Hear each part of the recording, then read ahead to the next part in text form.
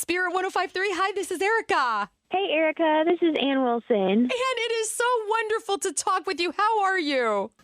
I'm so good. How are you doing? I thought maybe you might say over the moon. I'm doing great, by the way. I've been thinking about you so much because you had the unbelievable privilege of singing our national anthem at the space launch. How was it? Oh, my goodness. Listen, it was the most incredible moment of my entire career.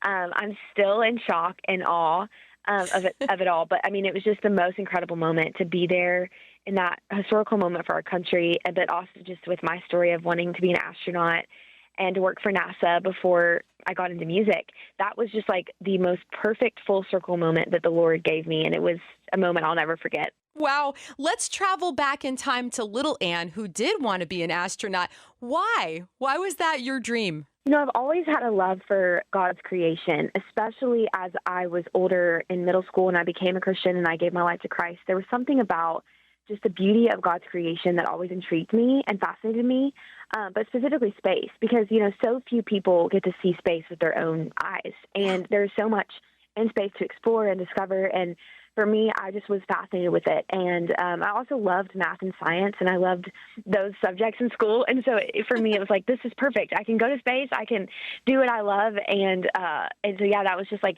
my biggest passion growing up until it still is my biggest passion. But once I was 15 and the Lord had, you know, this different plan and story for my life, that's really when everything changed and I began to do music. So I'm just picturing you at that space launch having this full circle moment. What did you see? Because honestly, you were probably closer than most of us. What did you see that inspired you? I mean, honestly, so many things. I think the biggest thing that inspired me was just how much hard work has gone into this moment. Yeah.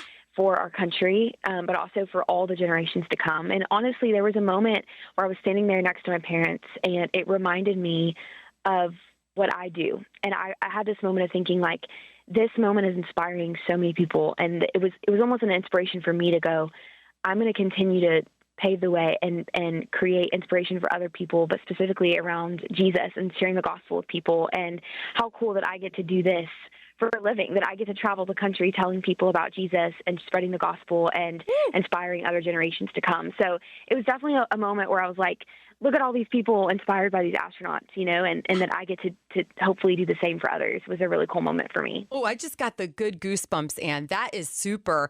I'm thinking about these astronauts. A few of them, I believe, are Christians. I know Victor Glover is, and they are giving God all the glory, talking about his love in a message from the moon to all of us earthlings. What does that mean to you?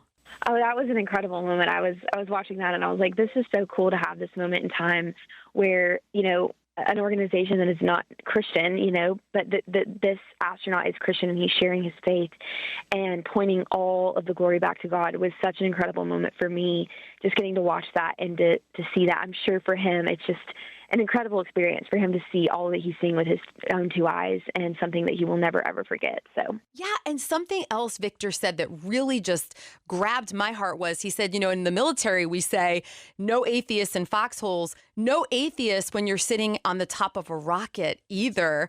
And I thought about some of these pictures, Ann, that you and I are seeing that are coming from this moon mission.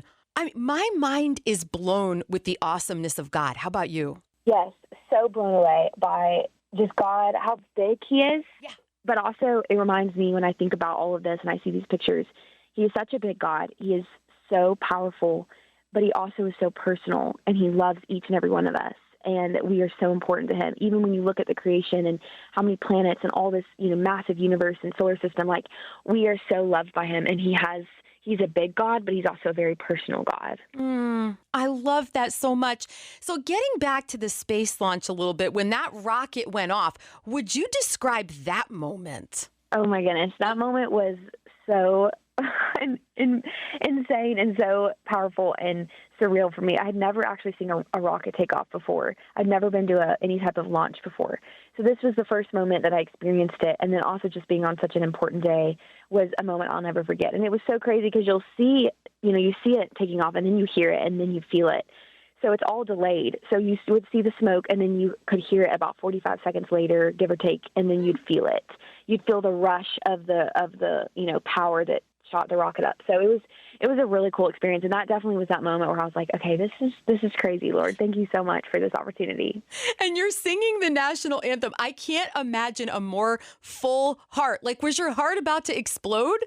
It was. I literally was like, this is the top of the top moment. I was just so excited, and I'm honestly still coming down off of the high of that whole event of the last week, just processing it and thanking God for it, and just reminding myself of how incredible the opportunity was. So yeah, I mean, it was a moment I will truly never forget. It was so special. Oh, Ann, I'm so glad. Well, your song, God's Story, just continues to change lives. Thank you for writing it, for singing it.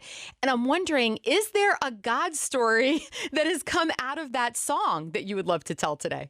There are so many God stories that have come out of that song, but one of my favorites is a little girl who shared with me that she was actually in a season of trying to take her life, and she was struggling a lot with mental health and a lot with just the enemy just, telling her these lies about herself, that she wasn't good enough, that she wasn't pretty enough. She just shared this with me a few weeks ago at a meet and greet, and she shared that she heard God's story on the radio, and it completely and totally stopped her in her tracks and made her remember and reminded her that she is loved by God and that God is writing her story still, and that the pain that she's in and the struggles that she's facing is not the end of her story. And so she decided to basically just let God take over her life and to stop trying to end her life. And that was a moment for me, a teenager sharing the story with me. It's like, that's such a powerful moment for me to remember that the Lord uses songs in ways that are far beyond what we could imagine. And that was just a moment in time where he met her in the middle of where she was and when she needed that reminder. So it was really special. Praise God. Does that make you want to just grab a journal and sit down and start writing the next song? It does, yes, and I have been. Oh. We've been writing a lot recently, and so, I always use the inspiration from the road and stories I hear from the road to write, and so we've been definitely working on the next project, which I'm so excited about. Now, do you write like with a pen, or do you type on your phone? Like, my ideas for the radio show are immediately going on my iPhone in my Google Doc. Yes, same for me. iPhone or a laptop is normally how I'll write. So. Oh, terrific. And Ann, I got to ask you, because I love your song Mamas, about your mama. Mother's Day is just right around the corner. And I wonder if you would share about your mama and how much she means to you this morning, because I know it's a lot. Yes. I mean, my mom is such a gift to my life, such a blessing. She has just been such a gift that I am so grateful for. But I would say just overall, my mom, as we approach Mother's Day, I mean, she is the woman that has led me to Jesus time and time again, and I would not be who I am today without my mom. The way that she loves me, the way that she loves those around her, and the way that she points everyone to Jesus is such a powerful thing.